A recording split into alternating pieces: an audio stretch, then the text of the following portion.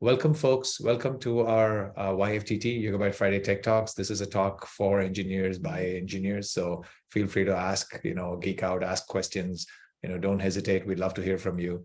Just post your questions in the LinkedIn comment box. You can also join our community Slack. It has thousands of people talking distributed systems, databases, distributed SQL, YugabyteDB, etc. Yugabyte.com/Slack.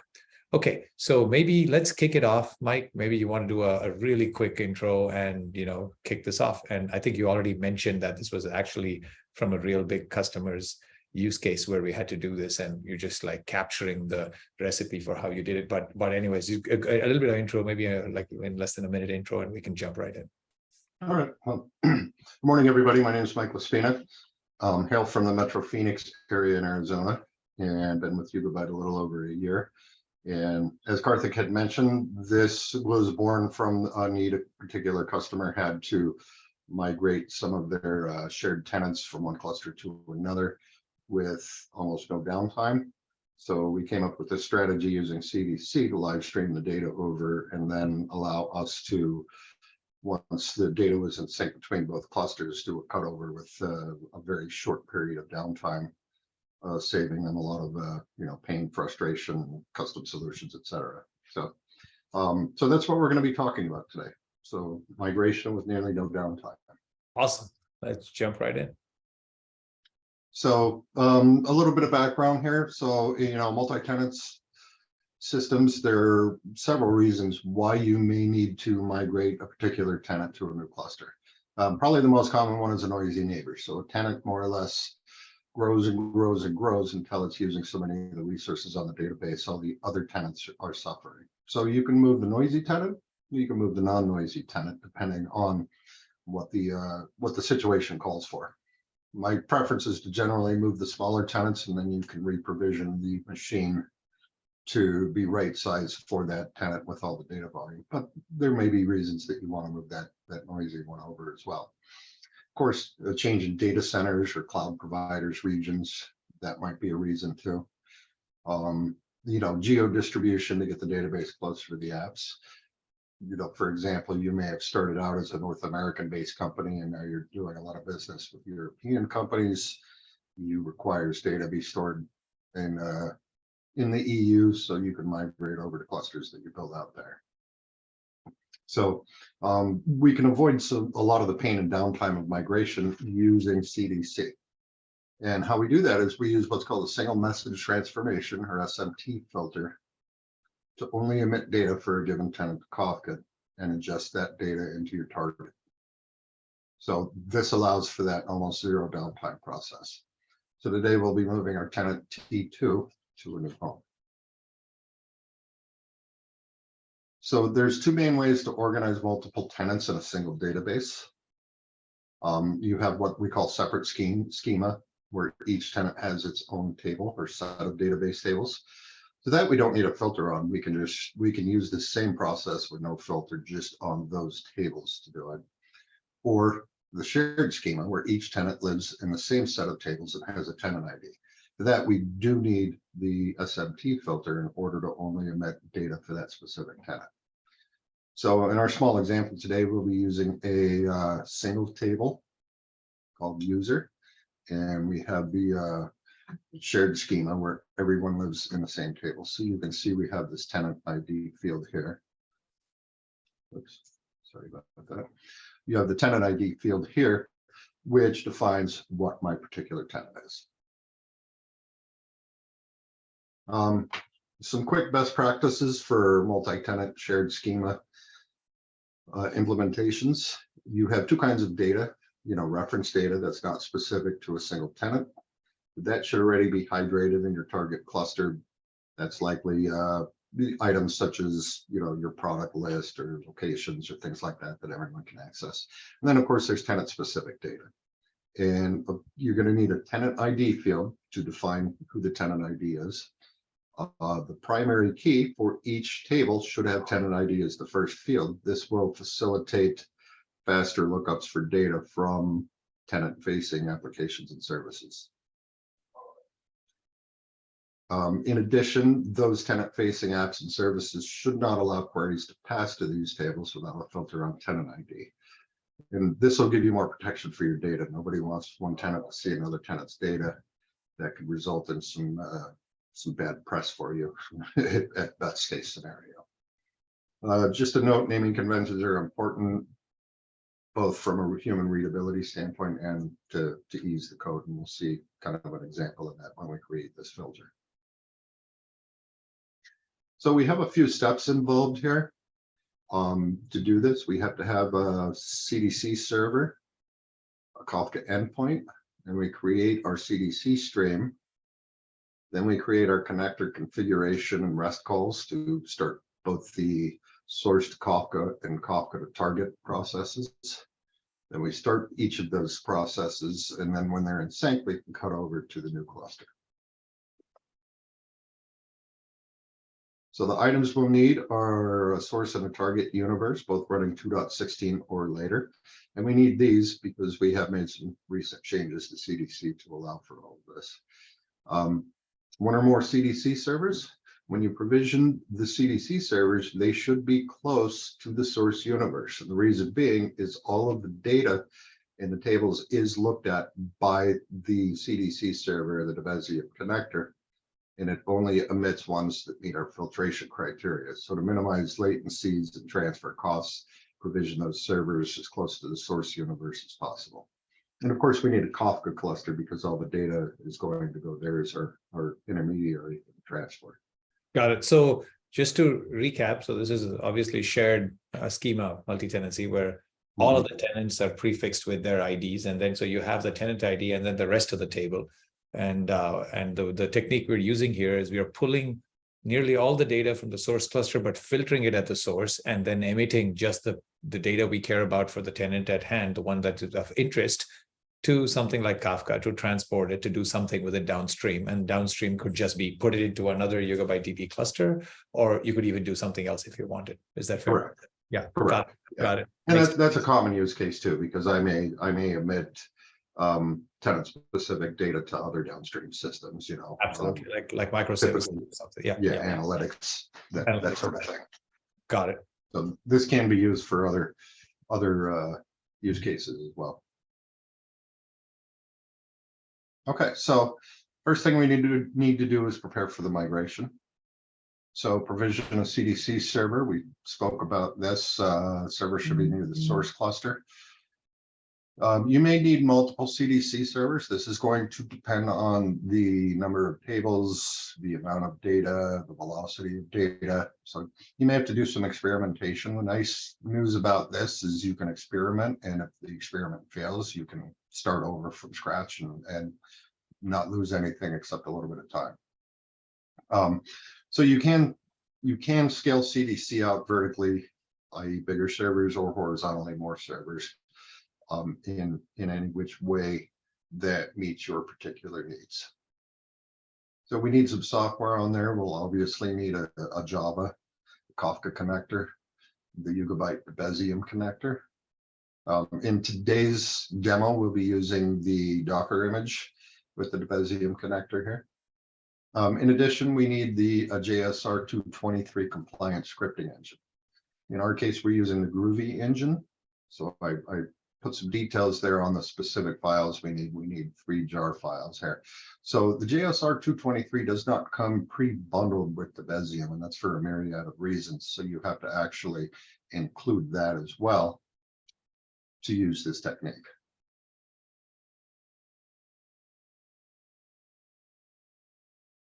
Okay, so if you're using a Docker container, you need to copy all the supporting files here so we can see the Debezium engine, the scripting engine, you know, Postgres, those 3 Groovy, and of course our root certificate so we can talk to the databases here.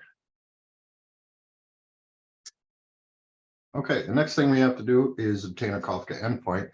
This could look a little different depending on what your Kafka distro you're using. We need the following 3 items though: a bootstrap server address, an API key, and an API secret. And these will be in the config files in order for the Debezium connector to talk to your Kafka server. So we'll be using Confluent Cloud today for a Kafka server. Next thing we have to do is create that CDC stream on the source cluster and verify that the schema exists. So once all the tables and indexes and et cetera exist on the target cluster, then we use the YBadmin to create a CDC stream.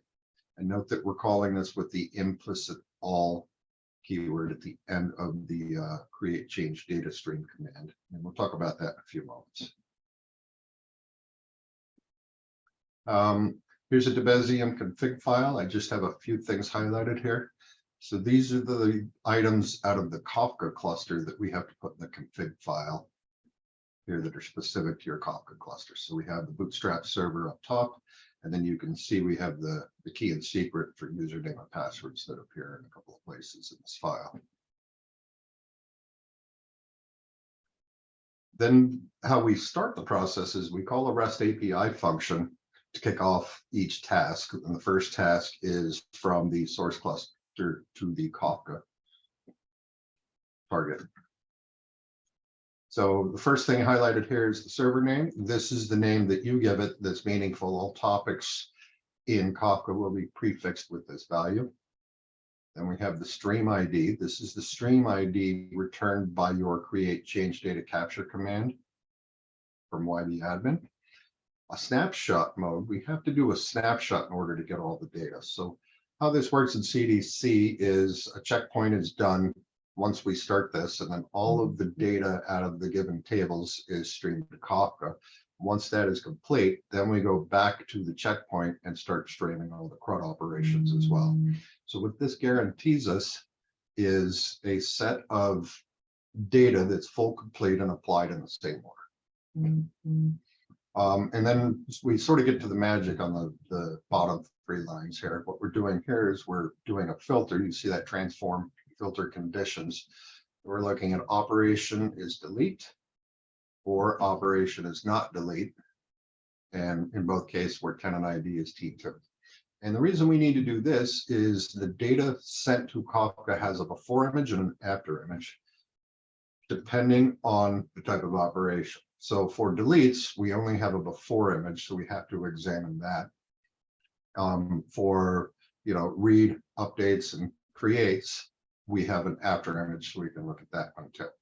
So basically what happens here is if that filter condition evaluates to true, we're going to emit that data to Kafka. If not, we'll skip that particular record. So, and then we also have a REST API command to read from the Kafka cluster to the target cluster. And you can see here, the key here is the topic. So that's our name that we gave the database, and then the schema and the table. So YFTT.schema1.user, particular case. Got it. So for that user, got it. I think so. The downstream, like going from Kafka to the target cluster, is just like going to a Postgres database, right? Like there's really nothing there. But the source Correct. is really going from a distributed database, which is YugabyteDB, and the target can be YugabyteDB distributed, or it can be a single node Postgres. It doesn't even matter. Correct. And in fact, you see here we're using the JDBC standard JDBC here to hydrate the target cluster. Got it. And what we're looking at is a particular user. If any row gets updated to switch the user or update the user or delete a particular tenant, that's what we're looking at, right? Like in this case. Yes. Got it. So we copy all of the data out of the table, and then once that's done, then we add at the end of the list and the topics, all the CRUD operations from the time we started the copy. So that gives us a sort of an idempotent set of records in a topic that we can replay over and over and come into complete sync with the source cluster. Makes sense. All right, let's keep going. Yeah. Okay, so now we start the CDC process and begin to monitor. There's a multitude of ways to monitor. I'm not going to get into those today because we have limited time, but the easiest way is to do counts on both ends. So that'll be my example today. Basically, you issue the put rest command for the source to Kafka and ensure that everything's being created. flowing into Kafka. Then you issue the second put command to start the task to copy out of Kafka to the target cluster. And then once those are in sync, we can do the cutover to the new cluster for the tenant ID. So be very careful to make sure that things are in sync or as close as you can be given your data before you take this step, because this will result in the least amount of downtime. So obviously you want the target cluster to have as many, if not all, of the updates from the source cluster. Lag shouldn't be more than a few seconds, might be a few minutes if you have an extremely busy cluster. Then you stop the application rights for the tenant to the source cluster. This is where your downtime starts. Then you ensure that every single Kafka message has been consumed and applied to the target cluster. At that point, you can stop your Debezium connectors, delete the CDC stream, finally point the app at the tenant to the new cluster and resume the application. So if you do this correctly, you can do all this with just a mere couple of minutes of downtime. So there are a few caveats and pitfalls. As I mentioned before, deletes will not have an after image. So the filter must accommodate the type of operation to determine which image to examine before or after. So here in this case, we have, we're looking at the op D. So we have the operations you will see in the topics are CRUD. C for create, U for update, D for delete, and R for read, which is done assigned to the initial snapshot phase. The next one, JDBC updates are done suboptimally. If you go look at Google, Stack Overflow, whatever, there are a lot of complaints about this. So update records, JDBC attempts to do an insert and then doesn't update it, it gets a duplicate key error. Problem here is that by default, we don't send the entire image of the record. We just send the key and the values that have changed to Kafka. This is a problem if you have not null constraints on non-primary key fields. So there's two ways around this. You could drop not null constraints, that could get messy, or you can just call the implicit all option when you're creating the CDC stream. And what that will do is send the entire image of the record over, making this error not a problem.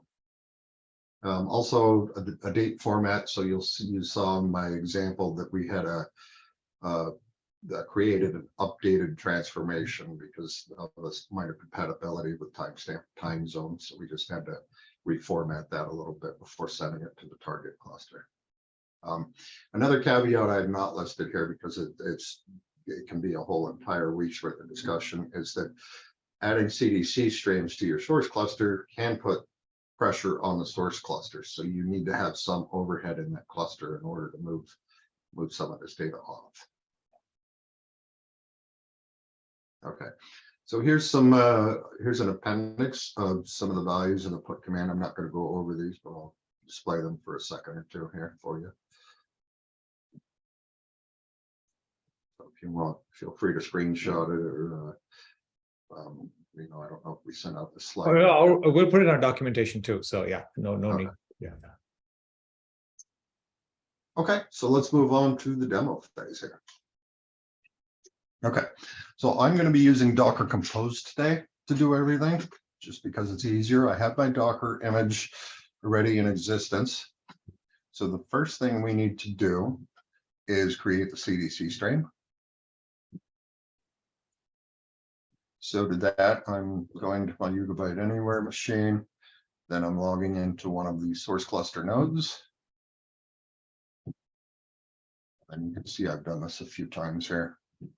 So we're creating a brand new CDC stream here. Here's the command that we're using. So I can see. Basically, YBadmin, create change data stream. And then we have our options here. You have YSQL and YCQL are the two options for the first part of this, depending on which type of database that you're wanting to stream over. And then, of course, your database name. In my case, it's CDC test. So I create this, and now we have a stream ID here. And we'll need that in order to satisfy the config file and a few other things. Okay.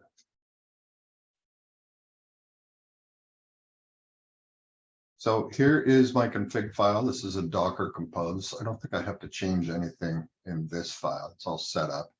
But as I had mentioned before, we have our Bootstrap server here, which in this case is Confluent Cloud. And then we have our, in 3 places in this particular file, we have our API key and secret under username and password.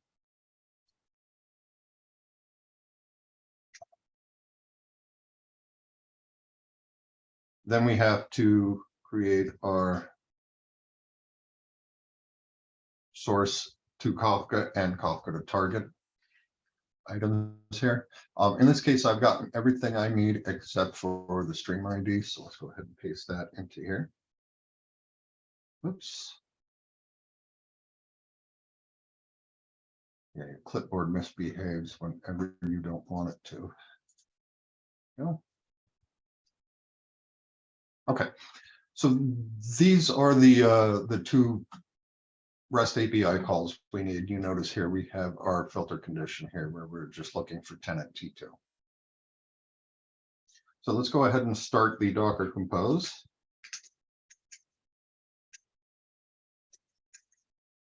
This will take a minute to fire up the connector. And then once it's done, we can add our items to it. In the meantime, what we'll do is we'll look at our target and source databases. I created a couple of aliases because I mistype things so badly most of the time on this box. So we have a source cluster. Oops. And we can see our tenants here. So we have 2,464 rows for tenant T2.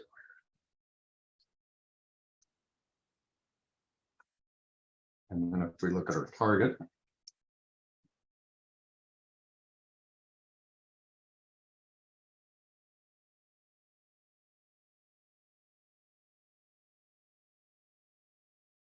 there are no rows in the target.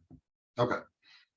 So our connector is up and running and ready to go. So let's go ahead and issue the first REST API call to start ingesting data from our source into Kafka. No? Okay, well, let's have a look at Kafka here.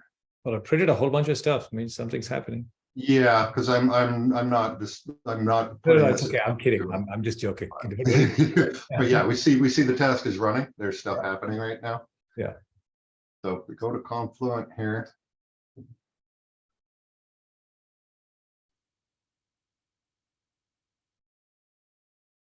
Have a look at our cluster. We can see here, first of all, we've created these 3 housekeeping topics. Those are in the top of the config file. So your configurations, offset status. But here's all the data being streamed from the schema1.user table. So if we look at some of the messages here.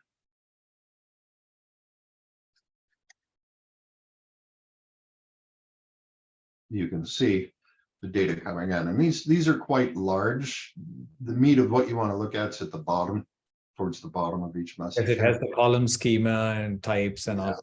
Exactly. So there's a whole lot of metadata that comes along for the ride here. But here's your actual data here. So this is because we're doing a read or an initial snapshot.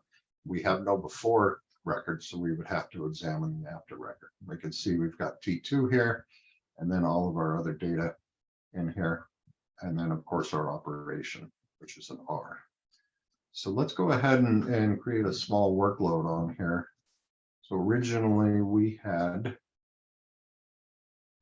2,464 records.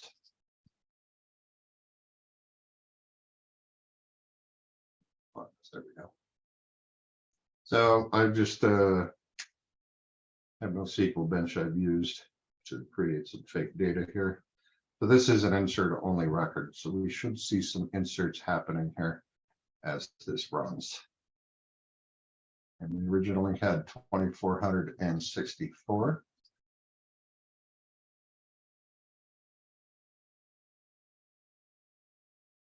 So 2463 would have been the last record.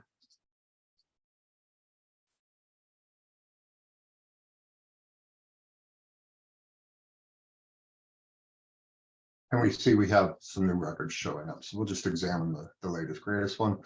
All we should see is an operation type of C in this particular case. With, you know, the data. So the before is null because it's a new record. You insert, yeah. And the operation type is C. Yep. So how do we determine these are in sync? Well, the easiest way, as I had mentioned, is to count the rows, which is how we're going to be doing it today. So, and by the way, since this stop, that sort of counts as stopping writes to our source cluster because we're not doing any writes. So we have 2,557. That's on the destination cluster or the source cluster? That's on the source. That's the source. Got it. Okay. So if we look, here's the destination target cluster here. We don't have anything there yet. The reason why is because I have not started the Kafka to target. It's in Kafka. It's not moved anywhere. Right. So it's in Kafka. So let's get that into the target cluster. Yeah. Again, something. And this will only take a brief, very brief time here. All right.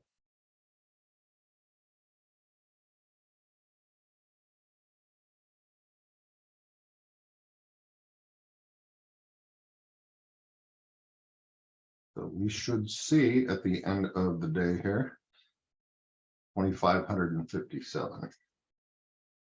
And there we go, 2,557. So now our target cluster is caught up. So now if we've stopped writes, which we have because I don't have the workload running against this cluster, all we have to do now is, you know, terminate the Debezium connector. And then we can delete the data stream from CDC. And then point the application at the target cluster. Got it. So this is just seconds of downtime, right? So you drain everything till it's nearly caught up and then stop it on the source cluster, wait for the full drain and cut it over. Exactly. So we'll go ahead and delete this data stream. So you can call the list data streams.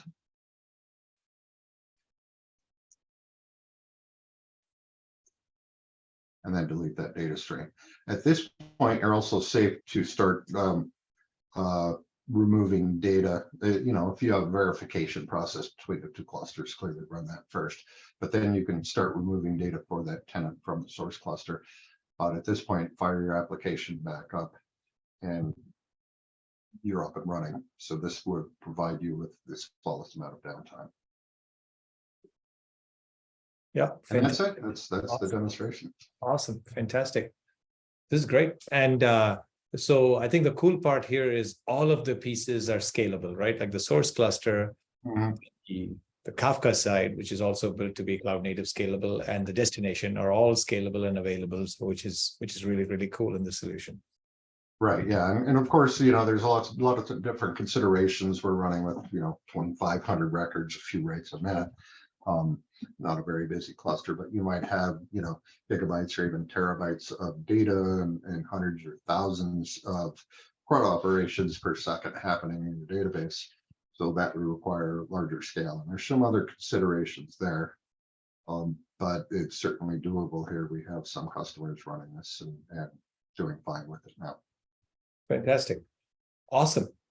I mean, yeah, this is great. I'm looking at the folks on the call. I don't think there are any questions. I think, which is probably okay. So once again, folks, if you have questions, please feel free to drop it into the LinkedIn comment or, you know, join our Slack, yugabyte.com/Slack. And yeah, if you go to the next slide, probably Mike, you have it in the template there. It'll just show you. Oh yeah, there we go. That's the Slack. Yeah, just join us on Slack. I think let me just check. Yeah. And thank you folks for joining today. You know, join us next week, same place, same time. We have another talk usually lined up or office hours or something interesting. And thanks a lot, Mike. Really appreciate it. It was a fantastic demo, fantastic explanation. This is a pretty cool trick, filtering at the source. So thank you for showing us that. Thanks, folks. Thanks, Thank everybody. you, everybody. Have a great weekend.